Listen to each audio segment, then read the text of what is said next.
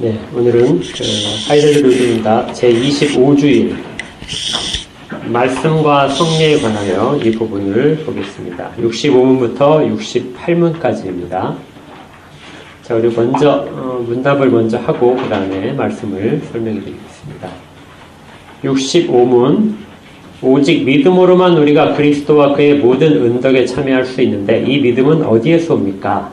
성신에게서 옵니다. 그분은 거룩한 복음의 강설로 우리의 마음에 믿음을 일으키며 성례의 시행으로 믿음을 굳세게 하십니다. 66문 성례가 무엇입니까?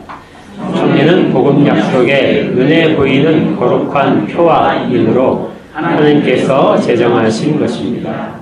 성례가 시행될 때 하나님께서는 복음 약속을 우리에게 훨씬 더 충만하게 선언하고 확증하십니다. 이 약속은 그리스도가 십자가 위에서 이루신 단번의 제사 때문에 하나님께서 우리에게 죄사함과 영원한 생명을 은혜로 주셨다는 것입니다. 67문 그러면 말씀과 성례 이 둘은 우리의 믿음을 우리의 구원의 유일한 근거가 되는 것, 곧 예수 그리스도의 십자가의 제사로 향하도록 하기 위한 것입니까? 참으로 그렇습니다. 우리의 모든 구원이 그리스도가 우리를 위해 십자가 위에서 이루신 단번의 제사가 있다는 것을 성신께서는 복음으로 가르치고 성례로 확증하십니다. 68문 그리스도께서 신약에서 제정하신 성례는 몇 가지입니까? 거룩한 세례와 성찬 두 가지입니다.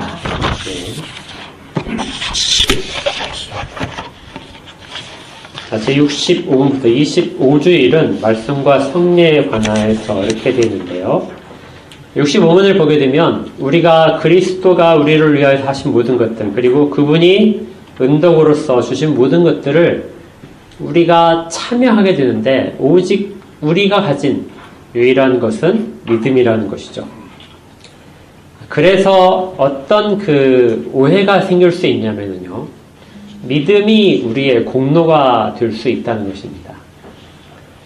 우리가 믿지 않으면 그것이 효력이 발생하지 않기 때문에 우리의 믿음이 어떤 우리가 구원에 있어서 큰 기여를 하고 있는 것처럼 생각될 여지가 언제나 있습니다. 그래서 별도로 이 65문에서 그러한 우려한 것에 대한 어떤 제한적인 답을 미리 주는 것이죠. 우리는 오직 믿음으로만 그리스도께서 우리를 위하여 하신 모든 일과 그리고 또 그리스도에 참여하는 모든 것들을 할 수 있습니다. 그런데 이 믿음은 어디에서 온 것입니까? 하고 물어보는 거예요. 그러니까 이 믿음을 내 안에서 내가 만들어낸 것이냐? 그렇다면 우리가 공로로 삼을 수 있어요. 그래서 사람들이 생각할 때 공로로 삼을 수 있다면 과연 어디로부터 네가 시작됐다고 발견할 수 있느냐 하고 물어보고 그것을 답하는 것입니다. 답은 아주 간단해요. 성령으로부터 옵니다. 이렇게 된 거죠. 이걸 이제 조금 더 원어적인 의미로 살펴보게 되면 성령께서 하십니다. 이렇게 되어 있어요. 믿음을 성령께서 우리가 이제 쉽게 생각하면 믿음을 성령께서 우리 가운데 주신다. 이렇게 생각할 수 있는데요. 더 정확하게 이야기를 하게 되면 성령께서 믿음을 주시는 것이 아니라 우리의 마음 안에 믿음을 만들어내십니다. 우리 안에 믿음을 만들어내세요. 이것을 무엇이라고 표현하고 있냐면 세 번째 줄에 우리의 마음에 믿음을 일으키신다. 이렇게 되어 있습니다. 우리 마음에 이전까지 전혀 없었어요. 믿음이라는 것이 없었는데 우리 가운데서 믿음이 어느 순간에 갑자기 나타난 거예요. 그리고 얘가 단순히 나타날 뿐만 아니라 이렇게 좀 자라는 걸 시작하는 거죠. 그 시작 부분을 누가 하셨냐면 성령께서 하셨다. 이렇게 이야기를 하는 겁니다. 그러니까 어떤 믿음이 처음부터 우리가 확 이렇게 밖으로부터 막 주입되는 것이 아니고요. 믿음도 선물로 받는데, 은사로 받는데 그 은사를 받는 것이 우리 속에서 무엇인가가 확 일어나는 것, 만들어내는 것, 이런 식으로 믿음이 생겼다는 겁니다. 그런데 이것이 무엇을 통해서 시작되느냐? 그러니까 믿음이 시작되는 점이 어디냐? 이렇게 했을 때 거기에 이렇게 두 번째 줄에 있어요. 그분은 거룩한 복음의 강설로서 이것을 일으키셨다.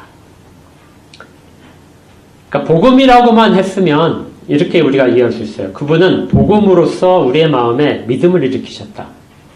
그럼 복음은 성경 자체도 복음을 담고 있죠. 그리고 우리가 말씀을 읽을 때 복음을 쭉 우리가 읽게 되죠.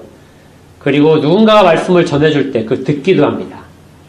그렇죠. 어디 여러분들 앱이나 이런 것들 통해서 성경 통독 같은 걸 들으실 수도 있어요.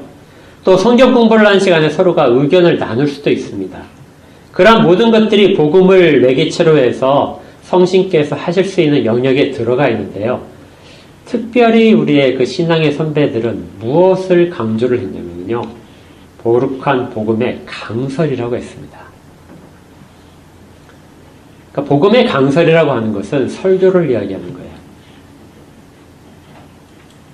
이걸 이제 다른 번역본들을 보게 되면 복음을 선포한다 이렇게 되어 있습니다. 그러니까 여러분들이 혼자서 말씀을 읽을 수도 있고 누군가 공부를 하면서 성경 공부를 할 수도 있어요. 그런데 은덕에 참여할 때 이 구체적으로 특별히 더 요리문답에서 강조를 하는 것은 복음의 강설입니다. 설교를 통하여 이렇게 되는 거죠. 그럴 때 우리의 마음에 믿음이 일으켜진다. 이렇게 말합니다. 이것은 처음의 시작도 말씀으로부터 시작을 한다는 거예요. 다른 말로 바꾸면 성령께서는 말씀을 통하지 않고는 일하시지 않는다. 이런 표현도 있어요.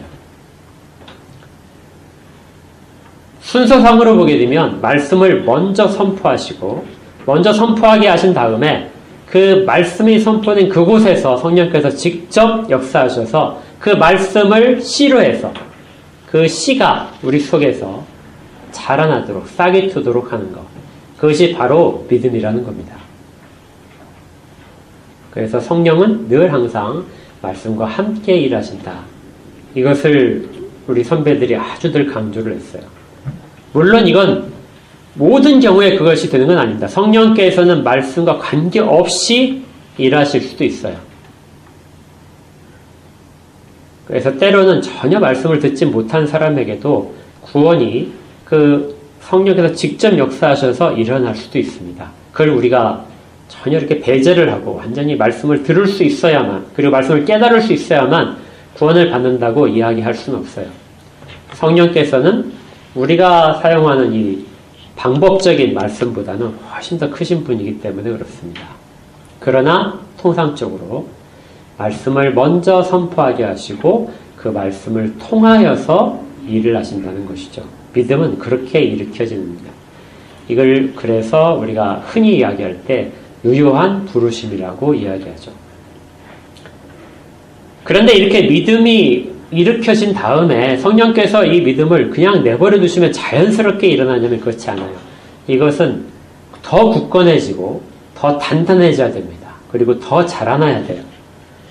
그래서 이런 믿음을 굳세게 하시기 위해서 마련하신 또 다른 방편 하나가 있는데 그것이 뭐냐면 성례입니다. 이렇게 생각을 하셔야 돼요. 자, 은혜를 그리스도께서 다 마련하셨어요. 그리고 그걸 우리에게 주시는데 그 통로가 무엇이냐? 성령께서 어떤 걸 통로로 사용하시냐? 그 방법적인 것이 말씀과 성례라는 것이죠.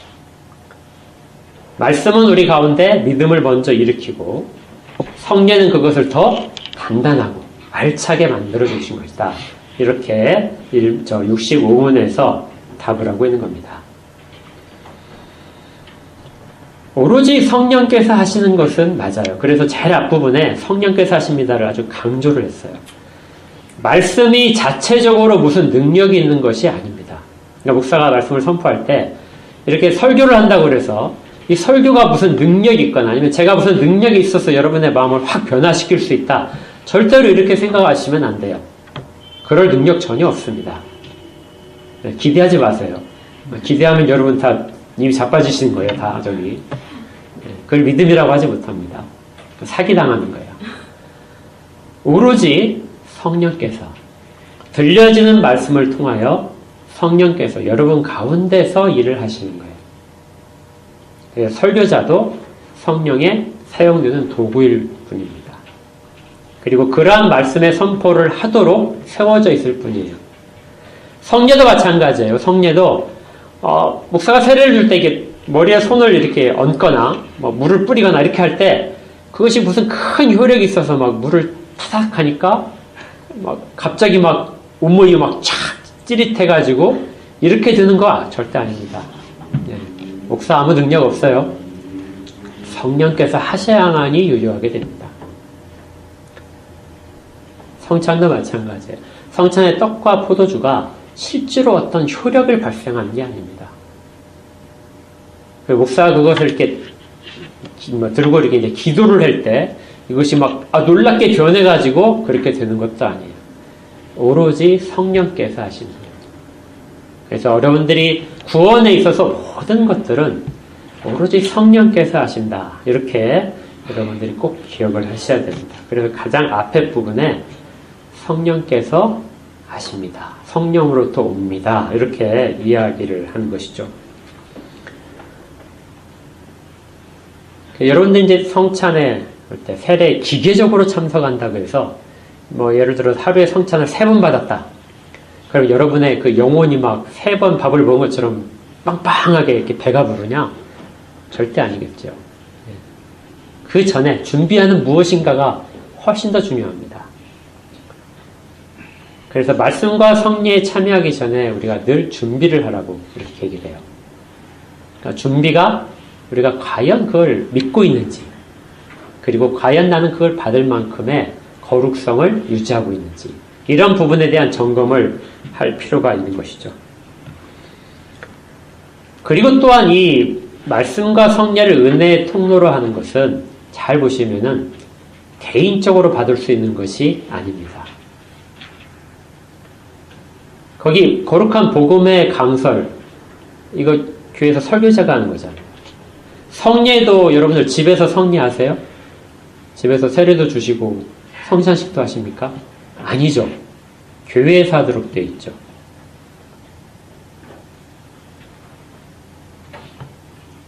그리고 66문에 보게 되면 성례가 무엇입니까? 했을 때 그 3번째 줄에 보면 하나님이 제정하신 겁니다. 시행을 하도록 하나님이 제정하셨어요. 하나님이 제정하셨다고 하는 것이 들어가게 되면 언제나 교회에 주신 책무입니다.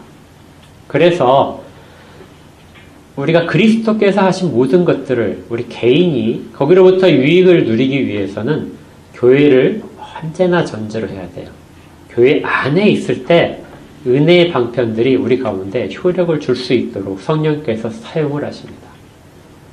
아까 제가 처음 말씀드렸잖아요. 이것이 아니어도 성령께서는 일을 하실 수 있는데요.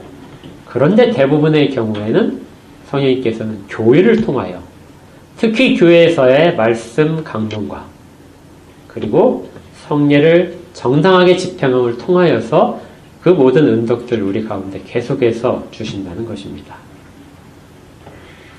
그리고 성례에 참여할 때마다 정말 바르게 참여하게 되면 우리의 믿음이 점점점 더 굳세게 돼요.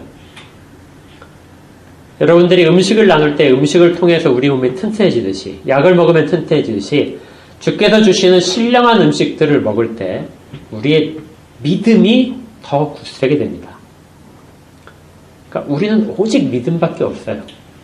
근데 그 믿음이 시작된 것이 계속해서 자랄 수 있도록 공급받게 되는 통로가 믿음이고, 그것들을 통해서, 믿음이라는 통로를 통해서 공급되는 모든 방식들 속에서의 은혜를 누리는 것이 말씀을 열심히 듣는 겁니다. 그리고 성례를 정말 순전한 마음으로 참여하는 거예요. 이렇게 할 때 우리는 정말로 은혜를 날마다, 그리고 매 순간마다 그것을 누릴 수 있게 됩니다. 66문에 가게 되면 이제 성례가 무엇입니까? 물어보고 있어요. 성례를 이야기하기 위해서는, 성례는 거룩한 예식입니다. 그런데 이 거룩한 예식은 하나님께서 제정하셨기 때문에 거룩한 예식인데요. 그런데 그것이 무엇을 담고 있느냐, 그 의미를 알아야 돼요. 성례가 담고 있는 의미는 복음의 약속입니다. 그리고 제일 밑에 보게 되면 복음의 약속이 무엇이 나와 있죠? 복음의 약속은 그리스도가 십자가 위에서 이루신 단번의 제사 때문에 하나님께서 우리에게 죄사함과 영원한 생명을 은혜로 주신다는 것입니다. 그리스도께서 하신 한 번의 제사, 우리를 위하여 자기를 내주신 그 모든 것들을 통하여 단 한 번에 이루어진 그것이 우리에게 죄사함과 영원히 사는 것을 주셨다. 그것으로 말미암아 받게 됐다는 것이 복음의 약속이고요. 그 약속을 전제로 한 것이 성례입니다. 그러니까 성례를 밑에 보게 되면 표라고 되어 있죠. 눈에 보이는 거룩한 표다. 복음의 약속은 우리 눈에 보이는 것이 아니에요. 여러분들 그리스도께서 우리를 위하여 죽으셨다는 게 보입니까? 만질 수 있어요? 그건 우리에게 눈으로 보이는 가시적인 것들이 아니거든요. 그래서 우리는 늘 그것이 우리 가운데서 유효하게 된다는 것, 우리를 위한 것이라는 것을 믿음으로만 받을 수 있습니다. 그런데 이 믿음은 가끔 약해져요. 또 종종 의심이 생기기도 합니다. 이럴 때 우리 앞에는 무엇인가가 볼 수 있는 표가 필요한 거예요. 그 결혼식에 가니까 요즘은 서약을 앞두고 이렇게 신랑을 신부에게 뭐 이렇게 쓰더라고요. 써가지고 이렇게 전해주더라고요. 그러면 그걸 또 오랫동안 갖고 있는 것 같습니다. 결혼식장에서 막 읽어주기도 하더라고요. 나는 당신과 결혼을 하면서 어떻게 한다면 이렇게 해요. 그래서 이제 서로 주고받더라고요. 막 반지를 주고받듯이. 이러한 것들이 바로 표입니다. 보이지 않는 마음을 보이는 것으로 나타내는 것이 표인데요. 하나님께서도 우리 가운데 약속을 주셨어요. 복음의 약속을 주셨습니다. 하나님 쪽에서는 다른 어떤 증거를 주실 필요가 전혀 없어요. 하나님은 신실하시기 때문에 하나님의 말씀은 그대로 이루어지고 말씀을 언제나 지키십니다. 그런데 사람이 문제인 거죠. 사람은 약해서 보이지 않는 것을 그대로 가지고 있을 수가 없어요. 그래서 부득이하게 하나님께서 주시는 것이 결혼 반지도 주시고 결혼 서약서도 주시는 겁니다. 이렇게 어떤 보이는 양식으로 나타나 있는 그것을 표라고 해요. 근데 표로 줬더니 그것도 역시 좀 부족한 것 같아요. 사람들은 그 표에 대한 내용을 읽으면서 이게 과연 효력이 있을까? 이렇게도 볼 수 있다는 거죠. 그래서 거기에다가 하나님이 그 도장을 꽝 찍으십니다. 이걸 인이라고 해요. 그 인을 찍어서 완전한 문서를 만드시는 것. 이것이 성례입니다.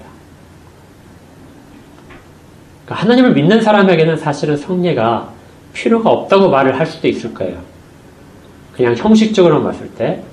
그런데 하나님은 사람의 약함 때문에 그것들을 거듭 보장을 하시는 것입니다. 그래서 여러분들 그 직장에 계셔보셨으면 이제 가끔 그런 것을 보실 수 있어요. 직장에서 공문서가 내려오잖아요.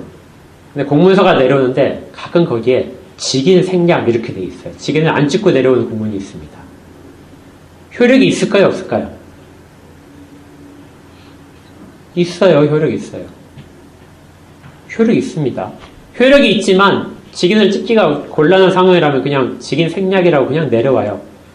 그러면 그건 역시 효력이 있는 거예요. 그렇지만 사람들은 의심을 할 수 있어요. 이게 과연 그럴까? 그래서 거기에다가 어떤 것을 갖다 놓게 되면 또다시 도장을 한 번 더 찍는 겁니다. 그래서 성례는 그러한 보이는 표이기도 하고 도장을 찍어주는 것이기도 해요.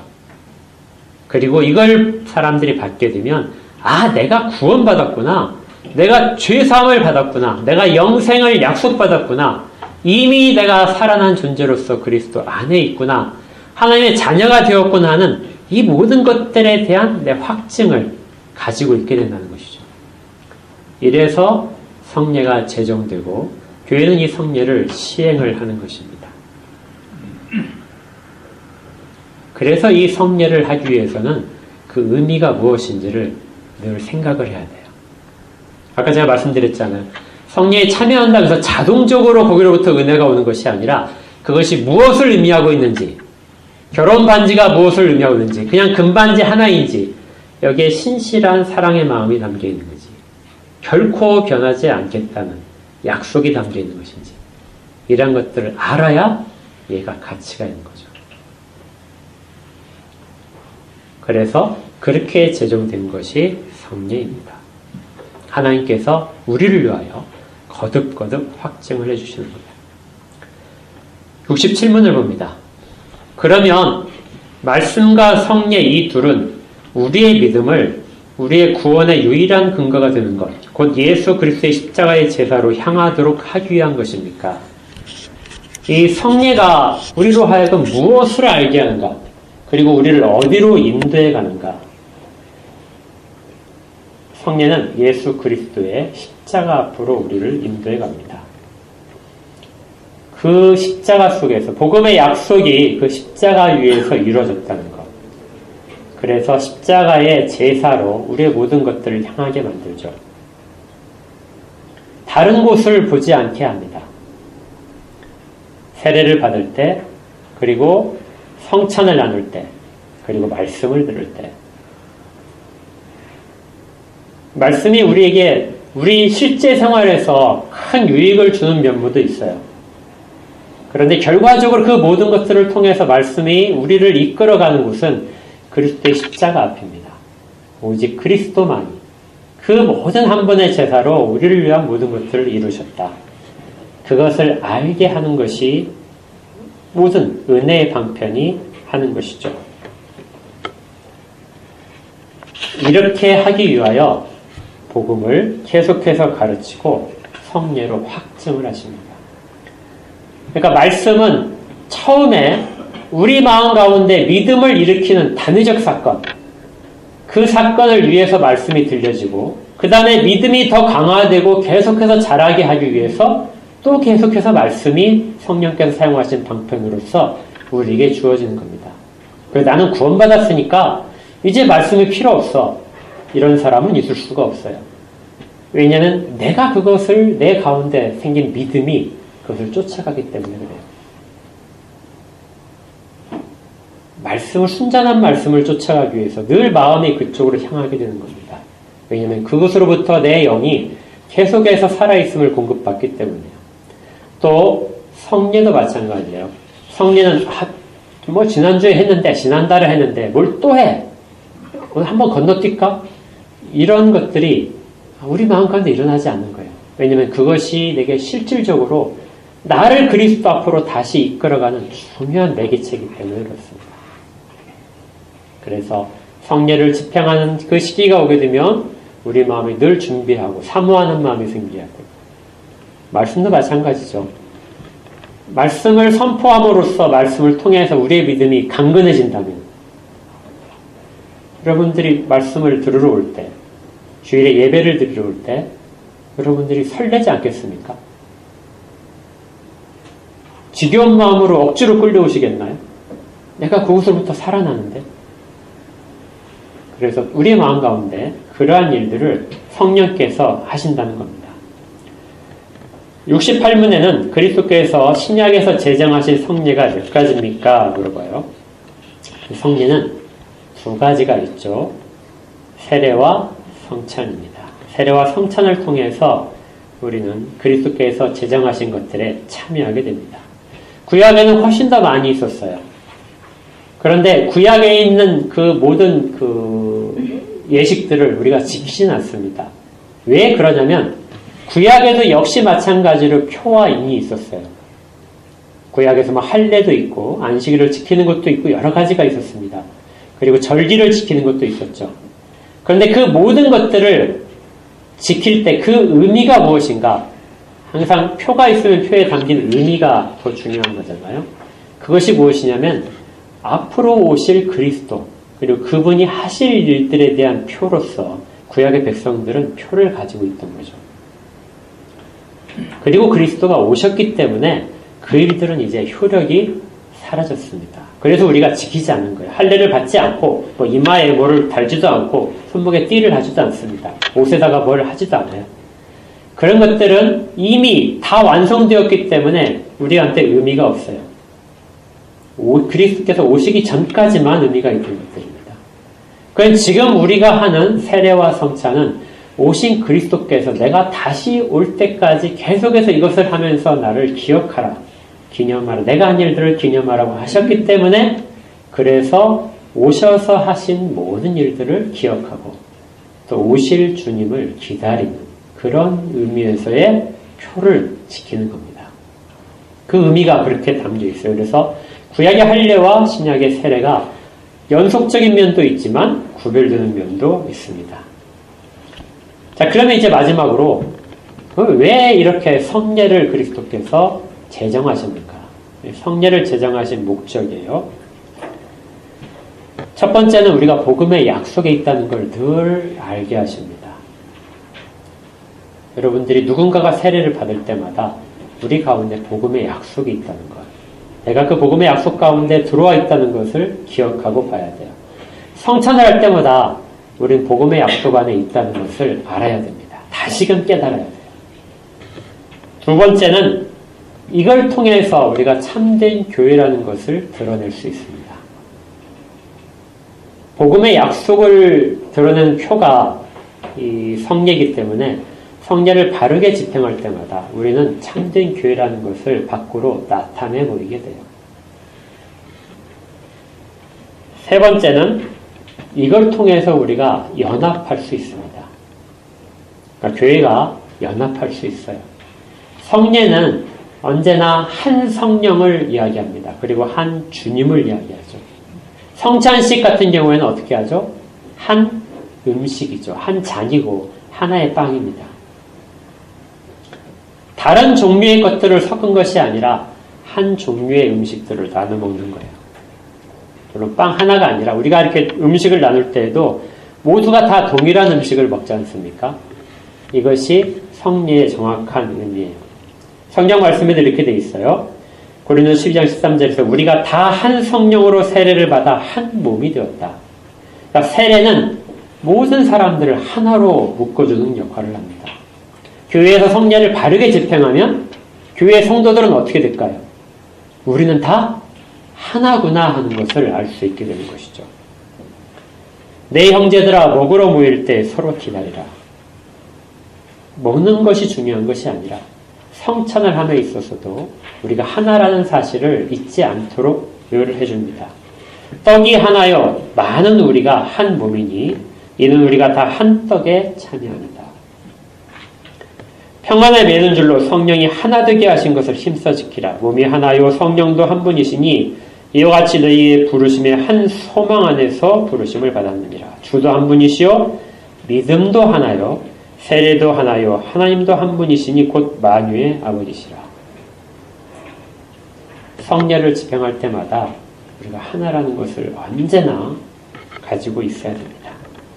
만약에 우리가 성례의 제도를 갖고 있는데 만약에 싸우고 있다. 우리의 마음이 이렇게 갈라져 있다. 갑자기 막 저를 보세요. 우리의 마음이 갈라져 있다.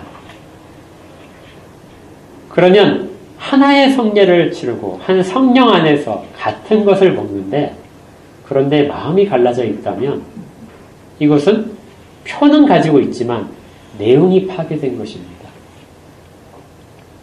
껍질만 남은 거죠.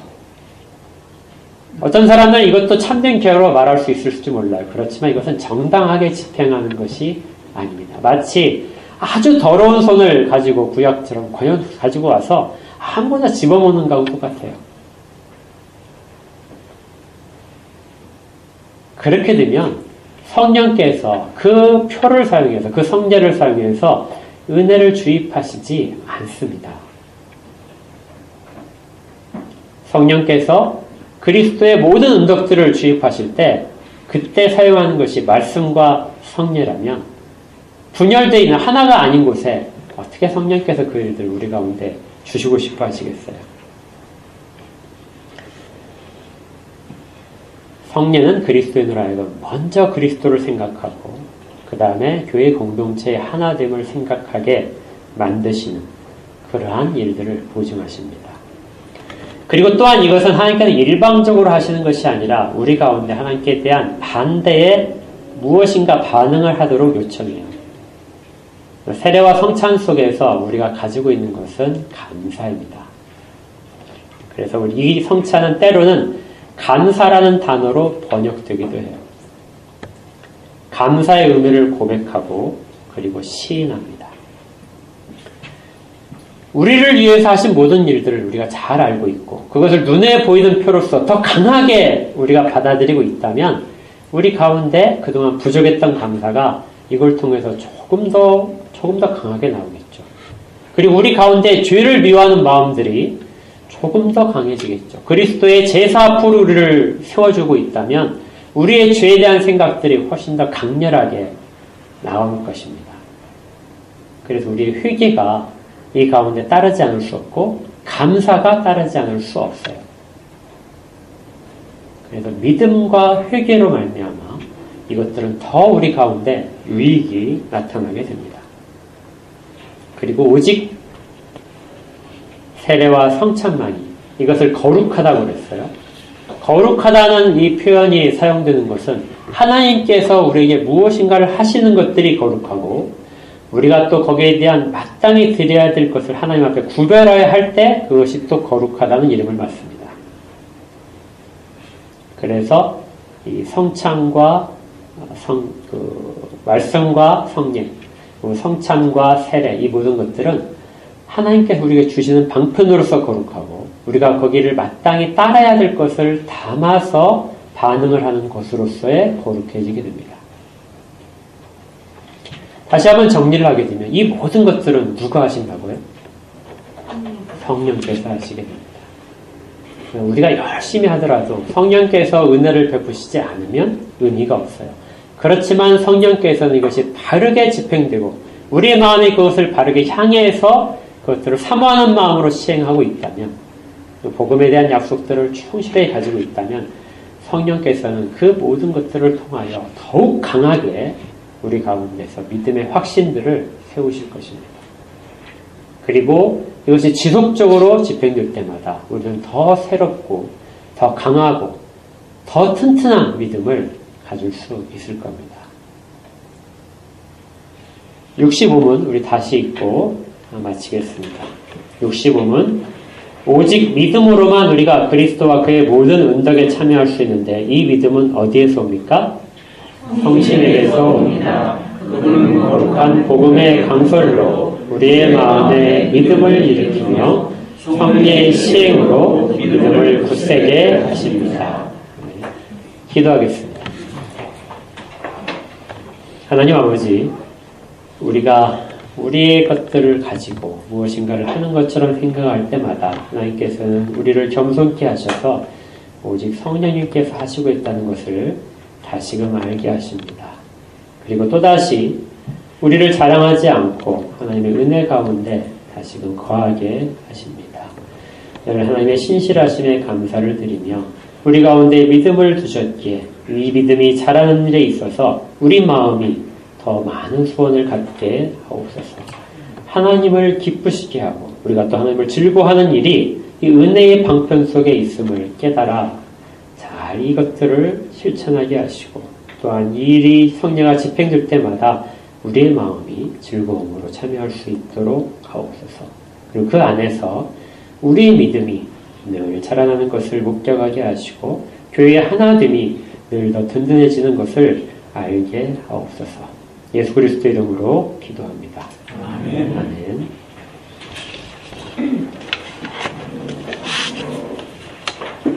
시편 찬송 278장